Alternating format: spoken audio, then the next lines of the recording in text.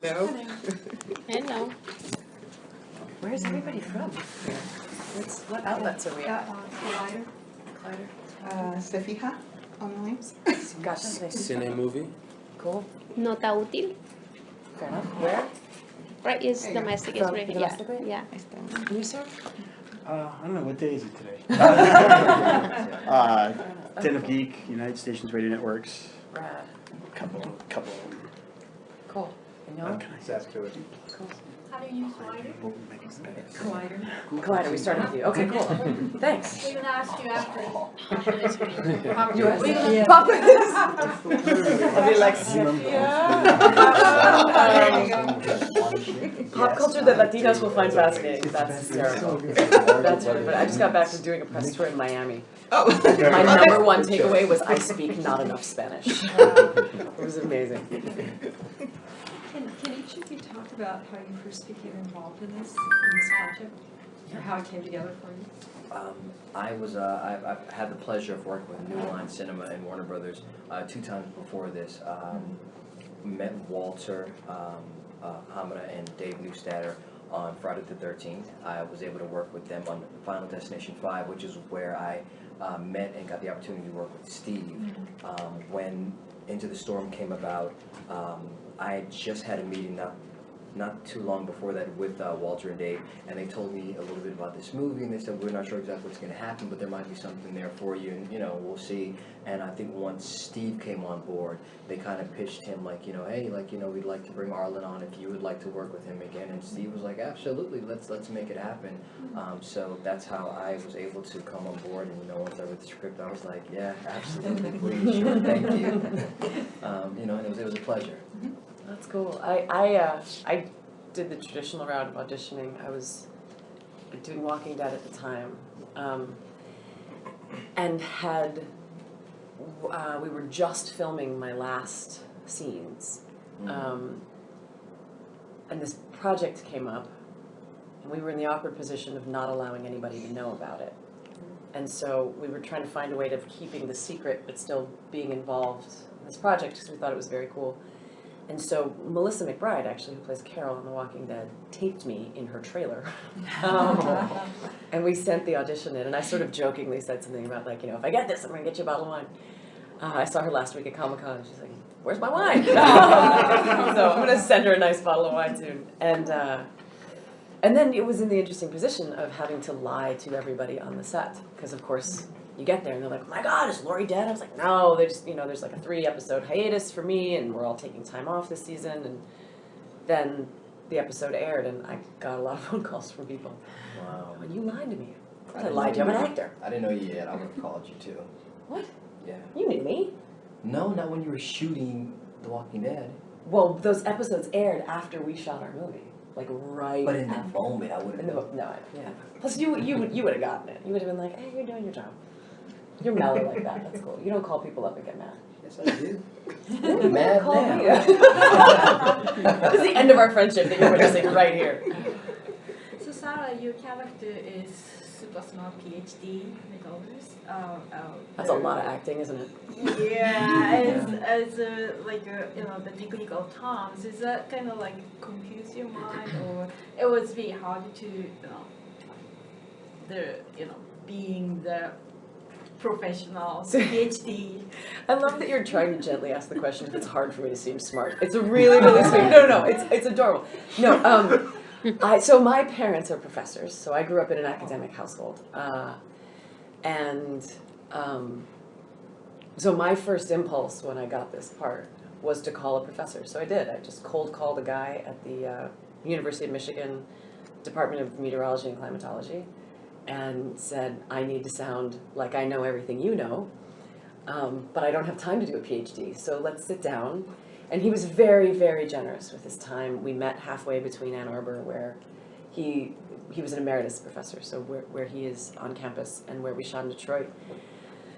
And I just walked him down a list of the stuff I didn't understand, and he drew pictures on napkins, and I took the napkins into Steve and sort of went, okay, so vorticity, a word I hadn't heard before. This is what this means, and this is how we kind of leverage it. Because, I think a movie like this, we're trying to present something that's very raw and very grounded. And so, if any of us don't know what we're saying, and it sounds like the Hollywood filler, we get into trouble. So we did it, we did everything we could, and Arlen and I were sort of in the weather van, batting back and forth these new phrases and addicted to the Weather Channel and watching Storm Chaser documentaries and stuff. We did our best. We did our best. That said, we were at Comic-Con last week, and a meteorologist stood up, and she said, so this is what I do for a living. And I said, how'd we do? And she just kind of went, oh. I was like, oh, I really tried. I'm sorry. We all kind of like, our hearts were a little sad. We really did our best. Did she say We're why? just actors. No, I think the interviewer cut her off. I don't think he wanted to go. He wanted to go down that path too much. Well, we believe it. Yeah, I mean, for us who are not meteorologists, hopefully we got away with enough. And it's a movie. Yeah. We have to remember it's a movie. It is a movie. The scene where you're hanging out from the what is that? Titus. Titus. Yeah. How was that actually shot, and were you really like? Yeah, that's me. That's me. The one thing they didn't let me do was hit the pavement. That was the one thing, and I was up for it, but the insurance company just stepped in. Not dropping your actors 30 feet. That was so much fun. That was so much fun. I studied aerial arts in college, or in grad school. I did 3 years of trapeze training, and at a certain point, if I'd been good enough, I probably would have run away and joined Cirque du Soleil.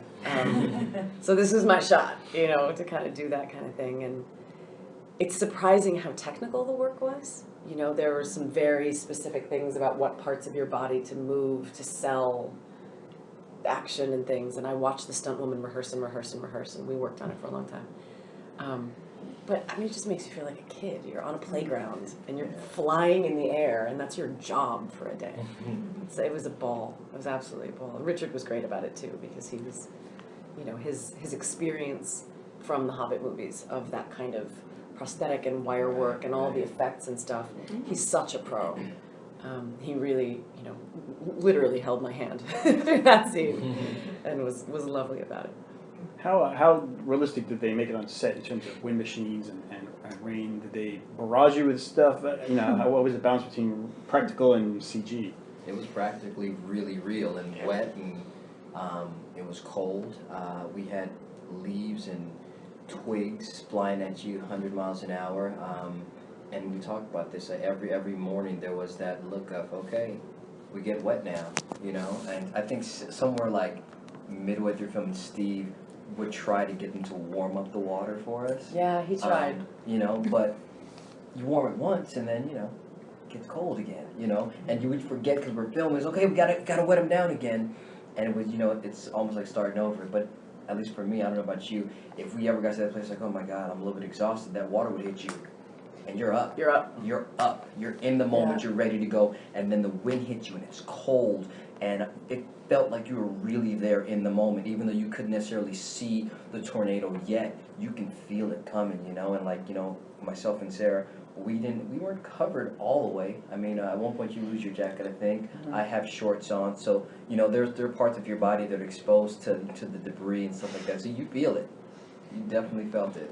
The first time they turned the 100-mile-an-hour fan on me, it blew me 20 feet off my mark. And the cameraman, he's like, "You're supposed to be there." I was like, "I tried. I aimed for that, and I vectored off." It's a really fun experience, and it's exhausting, but I'm also very grateful to Steve for it, because without that, you suffer the indignities of trying to act a tornado, and that's not going to work. You just... What are you going to do? You're like, woo. It's never going to be good. So I think... Try to moonwalk forward. Exactly. That's your department. I can't get down with that. Any kind of injuries? Because with all the stuff blowing around and... I went down hard in the middle of one scene, and nobody noticed. Yeah, because I'm sitting here like, what are you talking about? You're like, yeah. Evacuating the school. There was like maybe 500 extras, and the rain, the sirens, and the whole thing. And it was just a leaf, just a wet leaf, and I put my foot on it, and we went wing, and I went down Did they get it on camera? Yes, they did. I fall straight out of frame, and it's literally looks like I just walked off a cliff. And Todd Garner, bless him, was the only one that noticed. Everybody came up, they're like, "Good job, everybody, back to one." And I was like, "No, I'm good, I'm good, I'm good." And Steve's like, "Yeah, well, good job." Todd comes running up, he's like, "Are you all right?" I was like, "I'm fine." And then I look down, and my pants are split, and there's blood coming out. Like, now I need new pants. So, it's a movie. You change your pants, you put a Band-Aid on, you shoot it again. But there were no, it could have been bad. With everything going on, it could have been bad. And the stunt team was fantastic. They made sure that everybody was very, very safe. And you naturally protected yourself. At no point did we just walk into a wind of debris coming at us. You're shielding yourself. You naturally would protect yourself as you would in the real moment. So I think that's part of Steve doing his job. Helping us get to that place where we're naturally going into these scenes. Protecting ourselves and dodging and looking and trying to get to safety. Whether that's off camera or an imaginary building that we're running into. Yeah. So you being mom in this movie and real life. So as I'm kind of asking this question to the other mom actresses. What's the most discovery or surprise for you being mom? Well, part of what I liked about this role is she's a working mom, and I haven't done that before as a character. And it's something I really relate to, that constant feeling that you are either letting down your family or your career, that you are trying to achieve excellence in both worlds. You're trying to raise courageous, creative kids, and sometimes those kids are not going to see you for weeks at a time. Every working mom I know is sort of constantly walking some kind of a tightrope of guilt. And so, that was one of the biggest discoveries for me. And it was what kind of drew me to playing this character, because it's a place to explore that, and that's very central to what's going on for Alice, in the sense that this is an opportunity of a lifetime to be a part of this group of storm chasers, to try and find this research, to do what we can to sort of enter intelligently into the climate conversation. But it means that every night you're Skyping a little kid going, "I wish you were here." Going, "Yeah, I wish I was there too." I don't think it's going to change. I don't think it's going to change. But I think it's also worthwhile to model for my children a balance between your devotion to your family and your commitment to your career. Absolutely. You have to do it. Yeah. You have to do it. Yeah. Did you bring your family at the set? Well, For this shooting? The actor who plays my daughter is actually my daughter. So she was there. And she will continue to be an actress over my dead body. But she wanted to do it. And so I put her through her paces. We've got different last names. She auditioned all by herself. Nobody knew who she was. She got the part all by herself. She showed up on set, and they were like, "Wait, oh, okay." And it was great working with her. It was a lot of fun. But my mother's protective instincts want to make sure that she does something respectable with her life, like work in a factory or collect garbage, like anything other than act for a living. But chase tornadoes. Oh, good Lord, bite your tongue. Bite your tongue. Have you seen this movie? Come on, man. What a great way to include her in the process, though, because she can look at this later. Understand what your life is like. The other side of exactly it. that. Yeah. Exactly It's that. really cool. What's Mama doing when she's not here? Yeah. Arlen, so how much photography have you done in real life that helped with the film, or? Before I got the film, wasn't that good. Not that good at all. You got good though. Point shoot. Steve put me through my paces. Because Steve, he comes from his eye is like a machine. I feel like he has somewhere back there something that that he looks in and he sees the lines and the angles and it's northwest. I feel like he's that that good with his eye. So as far as myself and for Jeremy in the film, we had camera class where we met with Steadicam guys and they had us with these little tiny cups of water that were filled up right to the rim, and we had to like walk and balance and kind of move, pace, dip down, and the goal was not to drip any of this water. And once we got past that, they showed us how to hold the cameras, how to work and use them and things like that. And there were moments in the film like where I told Sarah, like, I felt good. I was like, I'm really getting this, and I'm looking at my lens, and I'm dipping down. I was like, this looks great, This is a Dutch angle. I'm learning all of these things, so it was. You've got shots in the movie too. Yeah. I think there's stuff you filmed Steve in said the cut. he won't tell me which ones, so I'm just gonna claim all of them as mine. Until you learn otherwise. Right, This movie was exactly. shot by Arlen Escarleta. Clearly. Amazing. Yeah. Amazing. Sarah, could you talk about, you still keep in touch with Wentworth Miller? We've lost touch over the years, I think. I don't live in Los Angeles anymore, so it's difficult. But I've kept tabs on him, and I think he's done some brilliant work with his writing career. I wept. I was so happy for him the day he came out, and that was something